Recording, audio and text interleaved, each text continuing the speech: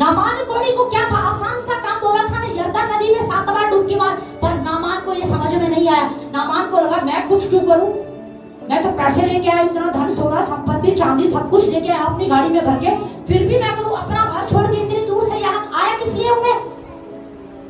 इसलिए आया कि ये मेरे को बोला यरदन नदी में जाके 7 बार डुबकी मार।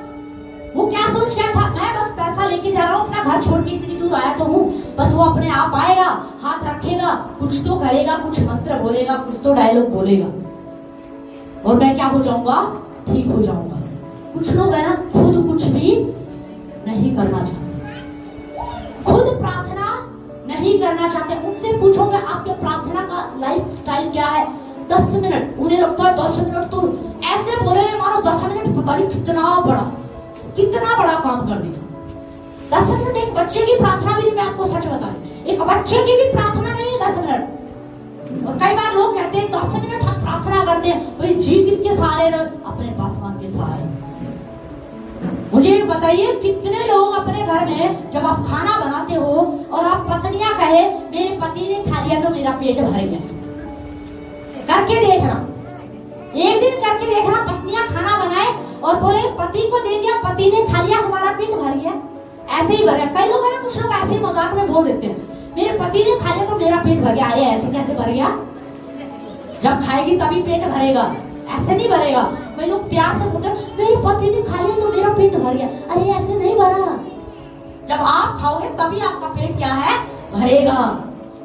समझ रहे? तो कुछ लोग, कुछ पति भी ऐसे होंगे प्यार दिखाने वाले, है ना, मेरी पत्नी ने खा लिया तो मैंने खा लिया, अच्छा ठीक है 2 दिन आप ऐसे करके देखो, आपको पता चलेगा।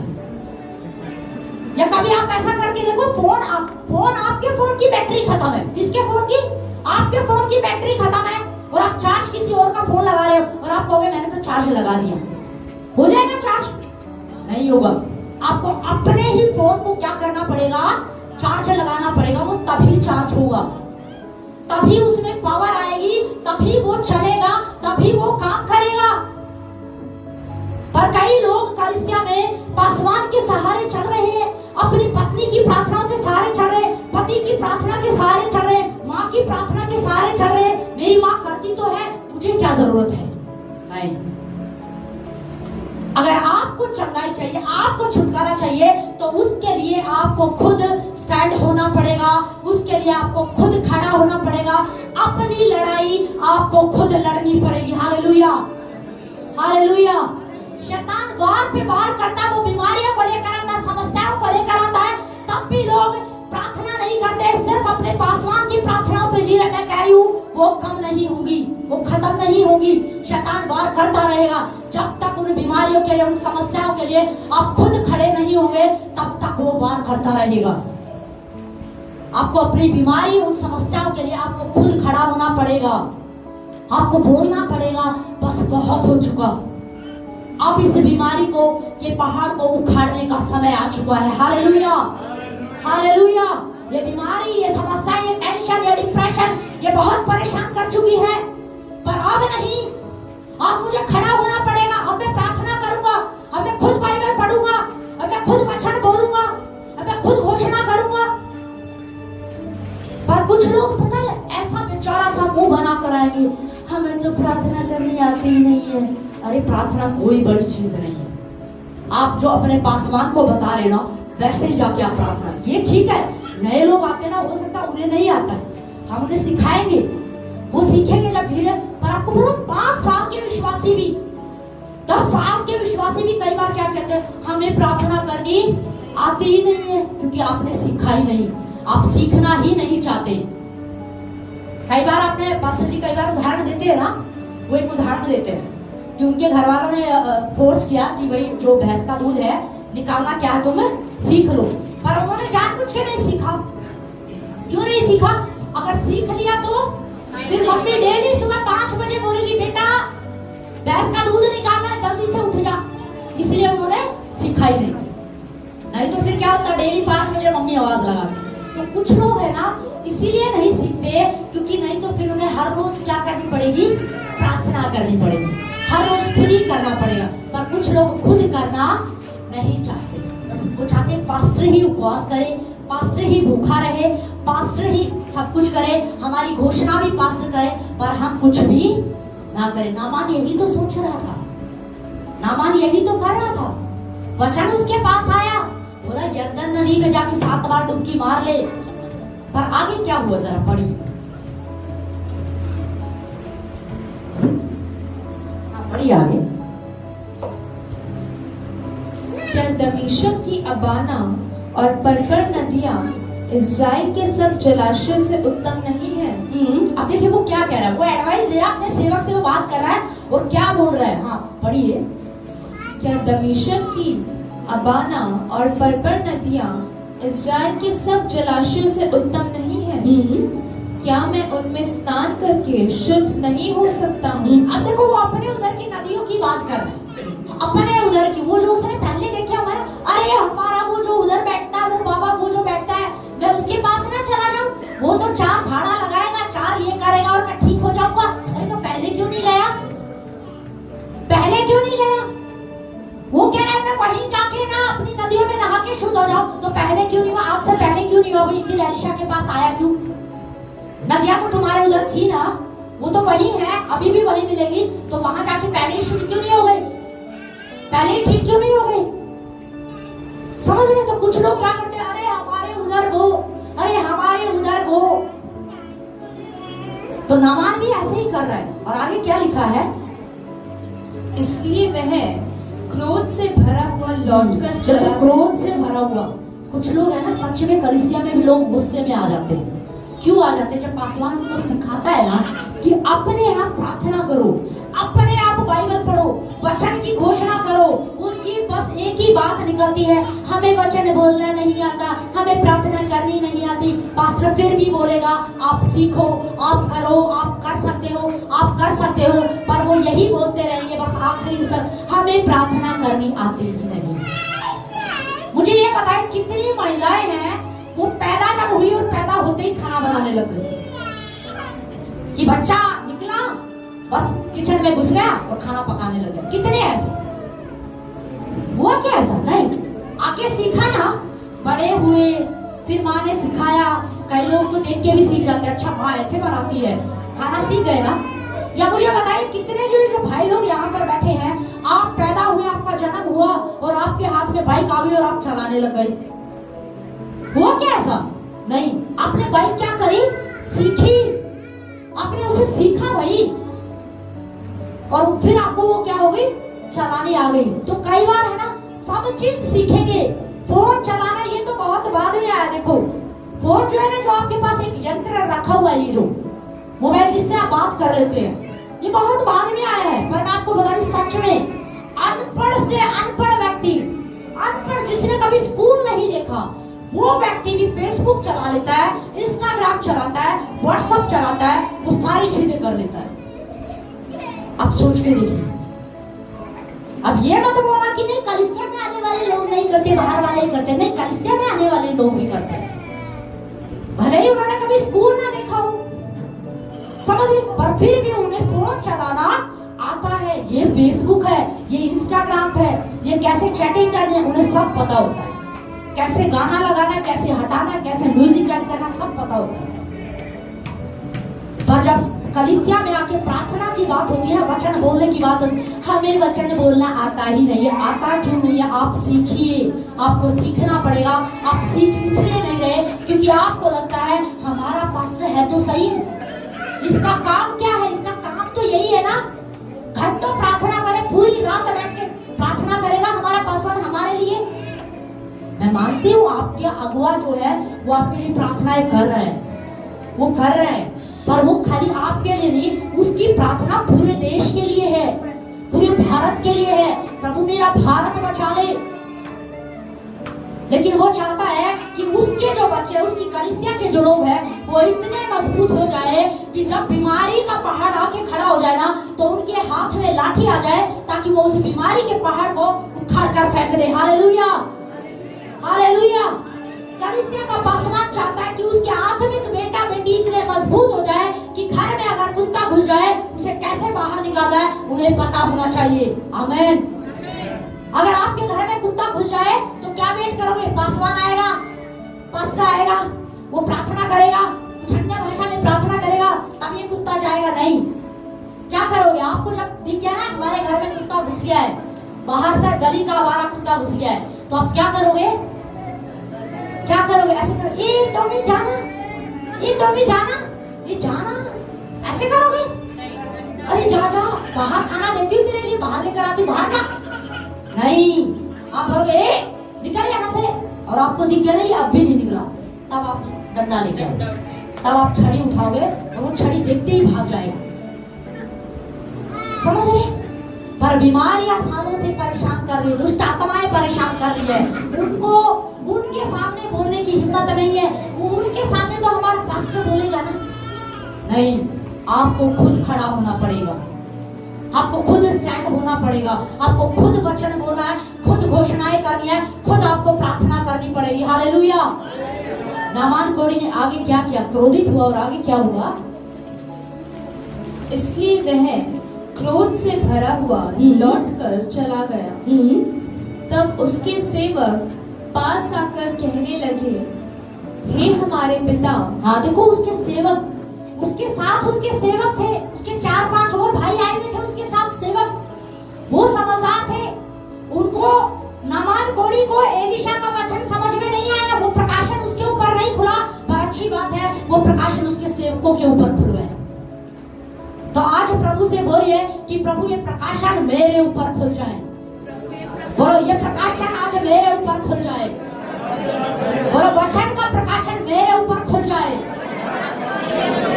हालेलुया। और आगे क्या लिखा? सेवकों ने क्या बोला?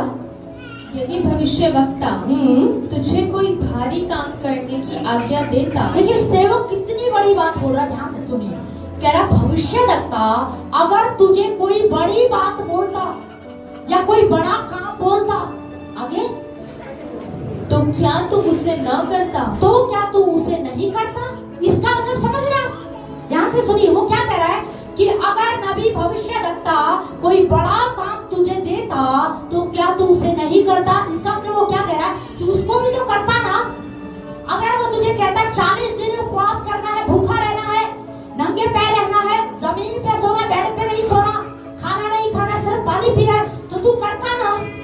अगर वो तुझे कहता पहाड़ पे जाना, नंगे पैर जाना, लेट के जाना है, बैठ के जाना है, तो तू करता ना।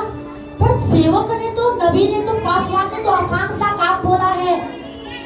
कलीसिया का पासवान ने आसान सा काम बोला, अपने बेड पे बैठो, बिस्तर पे बैठो, एसी चला के बैठो, पंखा चला के बैठो और अपनी बाइबल को खोलो, वचन को पढ़ो और घोषणा करो। हालेलुया। पर आसान काम समझ में नहीं आता। हमारे भारतीय लोगों को तो है ना, सच में समझ नहीं आता। उन्हें लगता कोई बड़ा काम होना चाहिए, पहाड़ पे जाएंगे ना, नंगे पैर जाएंगे ना, लेट के जाएंगे ना, क्योंकि उन्होंने वही देखा है, वही देखा उन्होंने। इसीलिए उन्हें लगता कुछ बड़ा काम, कुछ कठिन काम मिलेगा ना, तब छुटकारा मिलेगा। अरे जो बड़ा काम था, जो कठिन काम था, बाइबल में लिखा है यीशु मसीह ने उसे क्रूस पर पूरा कर दिया। हालेलुया। जो बड़ा काम करना था, जो बड़ा बलिदान करना था, जो कीमत चुकानी थी, वो यीशु मसीह ने क्रूस पर कर दिया। अब आपको बड़ा काम करने की जरूरत नहीं है। यीशु मसीह ने आपके लिए बड़ा काम नहीं छोड़ा, छोटा काम छोड़ा है। आपको सिर्फ प्रार्थना करनी है, बाइबल पढ़नी है, वचन को मानना, वचन को सुनना है, यही तो करना है। अरे बेटा एसी में चला के बैठ, पंखे पे चला के बैठ, बेड पे बैठ, जमीन पे बैठ, कहीं भी बैठ, कुर्सी पे बैठ, प्रार्थना कर, बाइबल पढ़, वचन की घोषणा कर, यह आसान काम है। पर कई बार कलीसिया में आने कुछ लोगों को ना ये आसान काम समझ में नहीं आता। उन्हें लगता कुछ बड़ा काम होना चाहिए। कुछ बड़ा क्या है? कुछ बड़ा होना चाहिए। समझ रहे? तो कई लोगों को ये समझ में नहीं आता है, तो इसीलिए वो घोषणा नहीं कर पाते, इसीलिए वो वचन पे भरोसा नहीं कर पाते, इसीलिए वो वचन को नहीं मानते हैं, क्योंकि उन्हें लगता कुछ बड़ा होना चाहिए। पासवान को बोला 40 दिन उपवास करो। मैं आपको सच बता रही हूँ, अगर पासवान आपको ये बोल देना ये समस्या आपके 40 दिन उपवास करने से जाएगी, वो करेंगे। मैं आपको सच बता रही हूँ, वो करेंगे। वो बोलेंगे आपको कुछ दिन है ना रात में प्रार्थना करनी, दिन में नहीं करनी, वो करेंगे। ये करने से ही तुम्हारी समस्या जाएगी, वो करेंगे। मैंने एक बहन को देखा हमारे फैमिली में, उनका बेटा बीमार हो गया, वो किसी के पास गए, उन्होंने बोला, उनकी मम्मी को बोला 21 दिन क्या है, जो है शायद पानी में रहना है, खाना नहीं खाना है, शायद ऐसा कुछ। दूसरा उन्होंने बोला कि जमीन पे सोना है, नंगे पैर रहना। ये मुझे याद है, खाने का मुझे ध्यान नहीं है पक्का, पर जमीन पे सोना है, नंगे पैर रहना है। तो हम जब उनसे मिलने गए, चलो भाई उनका बेटा बीमार है, चलो मिल के आते हैं, तो हमने देखा कि वो नीचे बैठी हुई और हम ऊपर कुर्सी पे उन्होंने हमें बिठा दिया। तो मैं सोच रही, आप नीचे क्यों बैठे हो? बोले किसी ने बोला है। ओ ये कहीं गई है इसका मतलब। तो नंगे पैर, अब फर्श पूरा गीला है, सॉरी जो है गर्म था क्योंकि धूप थी, गर्मी में आंगन में धूप थी। अब वो आंगन में ऐसे नंगे पैर जा रही है, नंगे पैर आ रही है। तो मैंने कहा चप्पल क्यों नहीं पहन रहे हो? बोला किसी ने बोला है। समझ रहे हो? तो कई लोग है ना कठिन काम करने के लिए तैयार हैं। मैं आपको कह रही हूँ, आपको इस भ्रम से, इस झूठ से बाहर आना होगा। आपको ये समझना होगा, कठिन काम जो था, मुश्किल काम जो था, वो यीशु मसीह ने क्रूस पर पूरा कर दिया मेरे लिए और आपके लिए। उसने सिर्फ आसान काम छोड़ दिया है। Hallelujah, hallelujah. हमें कठिन काम करने की जरूरत नहीं है। हमें अपनी चंगाई के लिए 40 दिन के उपवास करने की जरूरत नहीं है। बाइबल में लिखा है, यीशु मसीह ने कहा, मैंने 2000 साल पहले मेरे कोड़े खाने से तुम चंगे हो चुके हो। हालेलुया। अब तुम्हें इस वचन को क्या करना है? थाम लेना है, इसे पकड़ना है और इस पर विश्वास करना है और बार बार इसकी घोषणा करनी है। हालेलुया। बस ये आसान सा काम है। देखो, इसको आप एसी में बैठ के भी कर सकते हो। मुश्किल काम है क्या? नामान को क्रोधित हो गया, उसके सेवकों ने बोला, अगर ये मुश्किल काम बोलता तो क्या तू नहीं करता? करता ना। अरे ये तो आसान काम बोला, तू यरदन नदी में एक बार 7 बार डुबकी मार के तो देख ले, क्या पता कुछ हो जाए। उसने बोला है तो करके तो देख। और आगे क्या लिखा है? फिर जब वह कहता है कि स्नान करके शुद्ध हो जाओ, तो कितना अधिक इसे मानना चाहिए। तो कितना अधिक इसे मानना चाहिए। इसे तो तुझे ज्यादा मानना चाहिए। बड़े काम को भी तो करता ना, ये तो छोटा सा काम है, इसको मान ले। और आगे क्या लिखा है? तब उसने परमेश्वर के भक्त के वचन के अनुसार यरदन को जाकर उसमें 7 बार डुबकी मार। देखिए ध्यान से सुनिए, तब लिखा है बाइबल में, उसने नामान कोढ़ी ने क्या किया? परमेश्वर के भक्त के अनुसार, अपने जो एलिशा पासवान था, उस पासर के अनुसार जो उसने वचन दिया था, उस वचन को उसने पकड़ लिया, उस वचन को उसने थाम लिया और उसने देख लिया, उसको समझ में आ गया कि मैं इस वचन को मानूंगा, इस वचन के अनुसार चलूंगा, इस वचन के अनुसार करूंगा तो मैं चंगा हो जाऊंगा। हालेलुया। और बाइबल में लिखा है, वो यरदन नदी में 7 बार डुबकी मारने के लिए क्या हो गया? चला गया। अब आप सोच के देखिए, जब वो पहली डुबकी मारी होगी तो उसके दिमाग में क्या चल रहा होगा? उसने देखा होगा कुछ तो हुआ होगा। दूसरी डुबकी मारी होगी, उसे लगा होगा हाथ का तो गया होगा पर कुछ नजर नहीं आ रहा है। पर तीसरी डुबकी मारी तो उसे लगा अब की बार शायद हाथ का गायब हो गया होगा, आधा तो जाएगा ही, आधा तो जाएगा ही। वो जब फिर बाहर निकल कर आया, मुझे लगता है उसे फिर वो अपना शरीर वैसे ही दिख रहा होगा। और 5वीं जब वो लगा रहा होगा तब फिर सोच रहा होगा, तो उसके मन में आया तो होगा, अरे मैं कितने दिनों से प्रार्थना कर रहा हूँ, कितने दिनों से घोषणा कर रहा हूँ, कितने दिनों से मैं वचन बोल रहा हूँ, पर कुछ हो क्यों नहीं रहा, मुझे कुछ दिखाई क्यों नहीं दे रहा है। पर बाइबल में लिखा है, जैसे ही उसने 7वीं बार डुबकी मारी और जब वो डुबकी मार के बाहर आया तो बाइबल में लिखा उसका शरीर एक बच्चे के समान हो गया। Hallelujah, hallelujah. आपको पता है नामान कोढ़ी को चंगाई कब मिली? कब मिली उसको चंगाई? जब उसने वचन को माना। सुना तो था ना उसने सुना। आज कलीसिया में वचन सुनते बहुत हैं। बाइबल में क्या लिखा? सुनने से क्या आता है? विश्वास आता है। पर विश्वास भी कब काम करेगा? जब आप मानोगे। विश्वास कब काम करेगा? जब आप वचन के अनुसार करोगे। नामान ने वचन सुना। ध्यान से सुनिए, आज कलीसिया में लोग आते हैं, वचन को सुनते तो हैं पर वचन के अनुसार करते नहीं हैं। और फिर पता है क्या कहते हैं? सालों साल हो जाते हैं ना, तब वो परमेश्वर से शिकायतें करने लगते हैं, तब वो अपने पासवान से शिकायतें करने लगते हैं। कुछ हो क्यों नहीं रहा, कुछ हो क्यों नहीं रहा, कुछ हो क्यों नहीं रहा, कुछ हो क्यों नहीं रहा। वो इसलिए नहीं हो रहा कि आप सिर्फ वचन सुनते हो पर आप वचन के अनुसार चलते नहीं हो। नामान कोढ़ी ने वचन नहीं सुना क्या? 9 आयत में जो 9वीं आयत है उसी के अंदर उसने वचन सुना। एलिशा ने उसके पास वचन भेजा, उसको बोल यरदन नदी में 7 बार डुबकी लगाएगा तो वो चंगा हो जाएगा। पर उसने वचन खाली सुना। क्या किया उसने? उसने सिर्फ सुना पर विश्वास नहीं किया। वचन जो कह रहा था ना उसके अनुसार उसने काम नहीं किया। आज कलीसिया में बहुत सारे लोग वचन सुनते हैं पर वचन के अनुसार जब चलते नहीं है ना तब वो शिकायतें करने लगते हैं। अपनी गलती का ठिकरा वो पासवान पर फोड़ देंगे या परमेश्वर पर फोड़ देंगे। और तीसरा शैतान पर।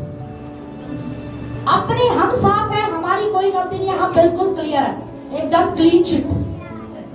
हम तो प्रार्थना भी करते हैं, हम तो बाइबल भी पढ़ते हैं, वचन भी सुनते हैं। मैं कह रही हूँ नामान कोड़ी ने वचन सुना, ध्यान से सुनिए, पर उसने वचन के अनुसार काम नहीं किया। उसके सेवकों ने बोला ना तूने वचन सुना है, एक बार वचन बोल के तो देख, तू वचन के अनुसार करके तो देख, जो वचन तुझे दिया गया उसके अनुसार कर तो सही। तब उसे समझ में आया। 5 बार जब डुबकी लगाई, 7वीं बार जब लगा तो उसे समझ में आ गया कि वचन को मानने में ही आशीष है। और लिखा उसने जब 7वीं बार डुबकी लगाई तो जब वो बाहर निकल कर आया तो उसका शरीर एक बच्चे के समान हो गया। हालेलुया। आपको पता है ये चंगाई उसे कब मिली? वचन को मानने से। सुना तो था उसने पर उसे माना नहीं था। बहुत सारे लोग हैं सुनते हैं पर मानते नहीं हैं। खाली सुनने से काम नहीं होगा, ध्यान रखिए।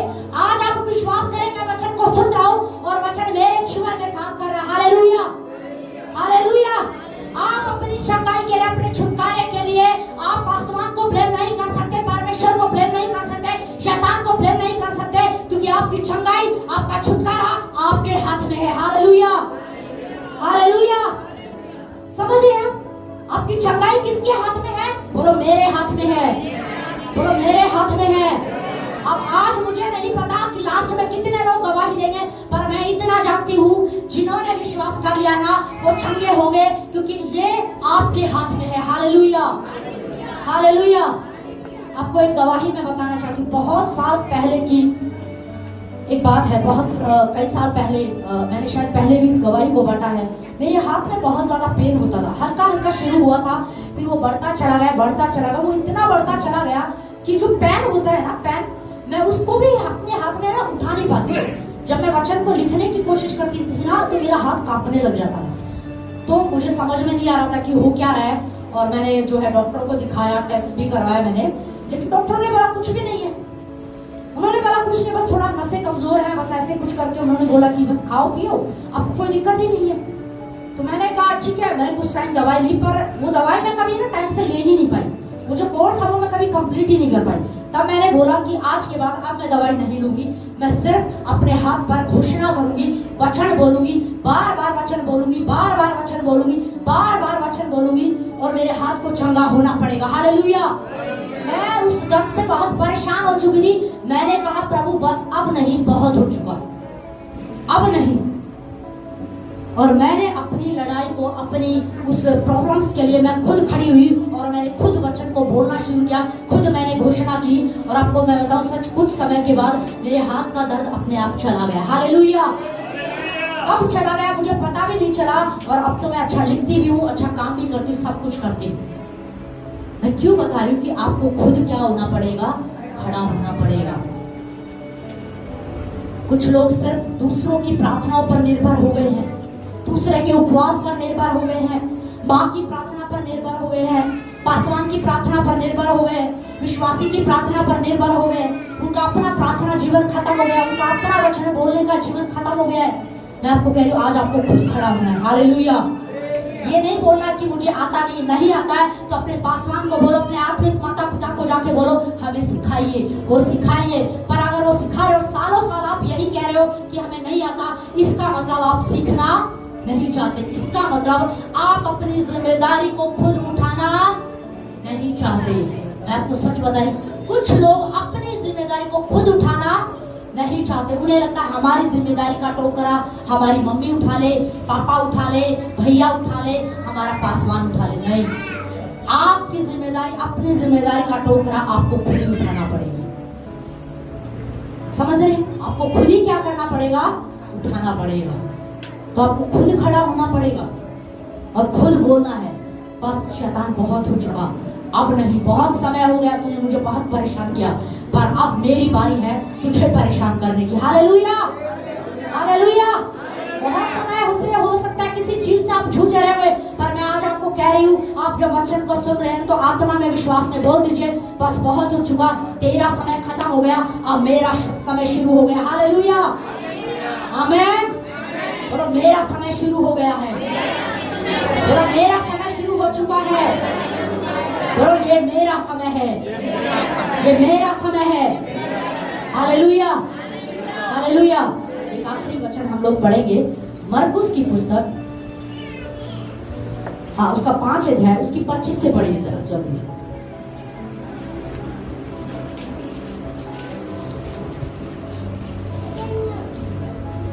एक स्त्री थी जिसको 12 वर्ष से लहू बहने का रोग था। उसने बहुत वैद्यों से बड़ा दुख उठाया और अपना सब माल व्यय करने पर भी उसे कुछ लाभ न हुआ था। देखिए बाइबल में यहाँ पे एक स्त्री के बारे में चर्चा है, आपने ये कई बार सुना भी होगा, पहले भी कई बार सुना है। यहाँ पे लिखा है कि एक स्त्री थी, एक महिला थी जिसको 12 वर्ष से लहू बहने का क्या था, रोग था। 12 वर्ष से, वो समझ लीजिए 12 साल से वो बीमार थी। अब एक बात सोचिए, जब मैं इसको पढ़ रही थी तो पढ़ते पढ़ते मैं सोच रही थी कि 12 साल से वो बीमार है। तो आपको पता है, मैं अपने जीवन की एक घटना को याद कर रही थी। बहुत पहले, शादी से पहले जब मैं छोटी थी, तो ऐसे ही मैं भी एक बार बीमार हो गई थी और कम से कम 2 महीने तक मैं लगातार बीमार रही। कम से कम कितने महीने तक? 2 महीने तक मैं बीमार रही। मेरी मम्मी ने मुझे हर डॉक्टर के पास दिखाया, सब जगह पर दिखाया, पर कहीं पर भी मैं ठीक नहीं, किसी भी डॉक्टर के पास मैं ठीक नहीं हुई और 2 महीने तक मैं बीमार रही। आपको पता है, जब मुझे चंगाई मिली ना, जब मेरी मौसी ने मुझे डॉक्टर के पास दिखाया, मेरा इलाज करवाया, जब मैं ठीक हो गई, तो आपको पता है 2 महीने तक मैं बीमार रही थी। तो मेरी मौसी ने मुझसे कहा, जो मेरी बड़ी मम्मी है, उन्होंने बोला कि बेटा 1 कप चाय बना के दिखा, आज कैसे करती है। तो आपको पता है, मुझे आज भी वो दिन याद है। 2 महीने की मैं अंदर इतनी बीमार हो चुकी थी, मैं अपने बेड से उठ भी नहीं सकती थी। मैं अपने बेड से उठती थी ना तो मेरा पूरा बॉडी कांपता था, मेरा शरीर कांपता था, मेरे पैरों में ताकत नहीं थी, मेरे पैरों में जान नहीं थी। मेरी मौसी मुझे लेकर जाती थी, मेरी मौसी ही मुझे लेकर आती थी वॉशरूम में। मैं इतनी वीक हो चुकी थी। तो जब मैं इस महिला की इस कहानी को पढ़ रही थी ना कि 12 साल से बीमार है, तब अचानक से मेरी बेटी ने एक बात बोला, बोलो मम्मी आप सोचिए, आप 2 महीने बीमार थे और जब मैंने चाय बनाने के लिए पतीला उठाया ना, तो आपको पता ऐसे हाथ कांप रहा था, वो पतीला मानो अभी गिर जाएगा, क्योंकि मेरे हाथों में ताकत नहीं थी, जान नहीं थी। मैं 2 महीने से बीमार थी ना, तो बहुत वीकनेस, मेरी बॉडी में इतनी कमजोरी आ चुकी थी, मेरा हाथ ऐसे कांप रहा था मानो वो अभी गिर जाएगा, इतनी कमजोर मैं हो चुकी थी। तब मुझे समझ में आया कि देखो सोचिए आप, ये स्त्री तो 12 साल से बीमार थी। मैं हैरान हूँ। मेरी बेटी ने बोला मम्मी सोचने वाली बात तो है कि आप तो 2 महीने बीमार रहे, ये 12 साल से बीमार थी, ये यीशु के पास पहुंची कैसे? ये सच में सोचने वाली बात है। ये यीशु के पास पहुंची कैसे? आज लोग कहते हैं हमें प्रार्थना नहीं आती, हमें समय नहीं मिलता, हमें टाइम नहीं मिलता है, हमारा ये काम है, हमारा वो काम है, हमें समझ में नहीं आता। पर आप सोचिए 12 वर्ष से वो स्त्री बीमार थी, वो इतनी कमजोर थी, पर उसे पता चल गया इस वचन में मेरी चंगाई है। शरीर में जान नहीं है, ताकत नहीं है, चलने उठने की ताकत नहीं है, बोलने की ताकत नहीं है, पर किसी पासवान ने बोल दिया कि वचन की घोषणा कर, वचन को बोल। अब वो अगर ये कहती पासवान जी आपको दिख नहीं रहा, मैं 12 साल से बीमार हूँ, मेरे शरीर में ताकत नहीं है, मेरी जुबान लड़खड़ाती है, मेरा शरीर कांप रहा है, मेरे बस की बात नहीं है। मैं आपको कुछ समझिए, आप इस बात को समझिए, इस बात को। पर उसे उसके ऊपर एक प्रकाशन खुल गया, उसके ऊपर रेवलेशन खुल गया और उसे समझ में आ गया कि भीड़ के बीच में जो यीशु खड़ा है ना, यही है जो मुझे चंगाई दे सकता है। हालेलुया। उसे समझ में आ गया, अब उसको समझ में आ गया शैतान बस बहुत हो चुका, 12 साल से तू मुझे परेशान कर रहा है, पर मुझे अब मेरे ऊपर प्रकाशन खुल चुका है और मैं समझ गई हूँ मेरा छुटकारा यीशु के नाम में है, मेरी चंगाई यीशु के नाम में है, मेरा छुटकारा वचन के अंदर है। हालेलुया। वो उसने ठान लिया और वो अपनी उस बीमारी को उससे लड़ने के लिए खड़ी लिया कि कुछ भी हो जाए मैं यीशु मसीह को छू लूंगी। Hallelujah, hallelujah. वो 12 वर्ष से 12 सालों से बीमार, वो कमजोर, वो दुर्बल स्त्री जो बोल नहीं सकती थी, जो कांप रही होगी, आप सोच के देखिए। मुझे नहीं पता आप में से कभी कोई लॉन्ग टाइम बीमार हुआ है या नहीं, पर मुझे पता है कि मैं 2 महीने बीमार हुई थी और मुझे ये भी पता उस समय मेरी अवस्था क्या थी। तब मैं इस बात को समझ पाई कि अरे ये तो 12 साल से बीमार थी। पासवान ने इसको बोला तू घोषणा कर। इसको समझ में ये सोच रही होगी मैं कैसे करूं, मेरी आवाज नहीं निकलती, मेरे शरीर में बल नहीं है, मेरे शरीर में ताकत नहीं है। अरे तुम्हें संडे चर्च आना है, तुम्हें यीशु के पास जाना है, तुम्हें यीशु को छूना है। उसने कोई बहाना नहीं रखा। अरे सुनो, मैं 12 साल से बीमार हूँ, मैं कमजोर हूँ, मेरे शरीर में ताकत नहीं है, मैं यीशु को छू नहीं सकती, कोई मेरी मदद करो, मुझे यीशु के पास लेकर जाओ। मैं कह रही हूँ कुछ प्रकाशन आपके ऊपर खुलने जा रहा। हालेलुया। आपको समझना होगा आप उस कमजोरी में इतने कमजोर नहीं है कि आप शैतान का सामना नहीं कर सकते। परमेश्वर ने आपको ताकत दी है, यीशु ने आपको सामर्थ दी है कि आप शैतान का सामना कर सकते हैं। Hallelujah, hallelujah. बाइबल में लिखा है आप अपने आप को यीशु मसीह के अधीन करिए और शैतान का सामना कीजिए, शैतान आपके सामने से भाग जाएगा। हालेलुया, आमीन। आप इतने कमजोर नहीं हैं। आपको समझना होगा, अपनी कमजोरियों का बहाना मत लीजिए, अपने काम का बहाना मत लीजिए, अपनी मजबूरियां मत दिखाइए। हर इंसान की लाइफ में मजबूरी होगी, हर इंसान की लाइफ में कोई ना कोई काम होता है, कोई फ्री नहीं है, कोई ना कोई परिस्थिति का वो सामना करेगा। पर मैं आपको कह रही हूँ वो जो 12 वर्ष से जिसको लहू बहने का रोग था ना, मुझे लगता है उससे ज्यादा कमजोर तो नहीं है। उससे ज्यादा कमजोर, क्या आप उससे ज्यादा कमजोर हो? नहीं। सिर में दर्द हो जाए ना तो हम तो प्रार्थना भी नहीं कर सकते, हम तो बोल भी नहीं सकते। मैं कह रही हूं आप उससे ज्यादा कमजोर नहीं हो, आप उससे ज्यादा कमजोर नहीं हो। उसे समझ में आ गया मेरी चंगाई यीशु को छूने में है, मेरा छुटकारा कलीसिया में जाने में है, मेरी चंगाई मेरा आशीष वचन को सुनने में है, वचन को मानने में है, वचन के अनुसार करने में है। कुछ भी हो जाए मुझे यीशु को छूना है। मुझे नहीं लगता कि वो उठ के गई होगी, वो एक बार भी उठी होगी, नहीं, मैं नहीं मानती कि वो एक बार भी उठी होगी। मुझे लगता है वो रेंगते रेंगते गई होगी, क्योंकि वो कितने साल से बीमार थी? 12 साल से। वो 12 साल से बीमार थी। हमें हल्का सा कुछ हो जाता ना, किस लिए नहीं आए, हमें जुकाम हो गया था, हम इसलिए नहीं आए। अरे आपको जुकाम हुआ था, आप इतने बल तो आपके पास था कि आप कलीसिया आ सकते हो, इतनी तो ताकत आपके अंदर थी जब आप अपने काम कर सकते। मैं कह रही हूँ अगर जो व्यक्ति बीमारी में अपने काम कर सकता है वो बीमारी में कलीसिया भी आ सकता है। Hallelujah, hallelujah. अगर नहीं आ रहे हैं तो ये वो कमजोरी नहीं है, वो बीमारी नहीं है, ये सिर्फ एक बहाना है कि हम क्या हैं, बीमार हैं। नहीं, मैं कह रही हूँ अगर आप बीमार हो तब तो जरूर आना चाहिए, क्योंकि आपका छुटकारा, आपकी चंगाई कलीसिया में ही है। Hallelujah, hallelujah. उस स्त्री को समझ में आ गया और मुझे नहीं लगता वो एक बार भी उठ के गई होगी। वो रेंगते रेंगते, और आप सोच के देखें भीड़ को पार किया उसने। किसको पार किया? भीड़ को पार किया। आज दिल्ली के ट्रैफिक से लोग डरते हैं, मैं सच बता रही हूँ, आज दिल्ली के ट्रैफिक से लोग डरते हैं। जब दिल्ली में जाने की बात, अरे दिल्ली नहीं, दिल्ली अच्छी है पर दिल्ली का ट्रैफिक अच्छा नहीं है। दिल्ली अच्छी लगती है पर दिल्ली का ट्रैफिक अच्छा नहीं लगता, बहुत जाम लगता है। 1 घंटे का सफर 3 घंटे में निकलता है, कहीं तो 4 घंटे भी लग जाते हैं।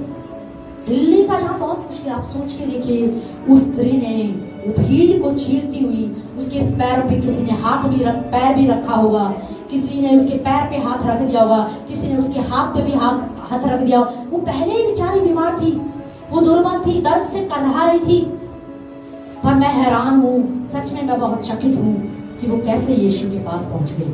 मुझे खुद नहीं समझ में आया, मेरे पास शब्द नहीं आपको समझाने के।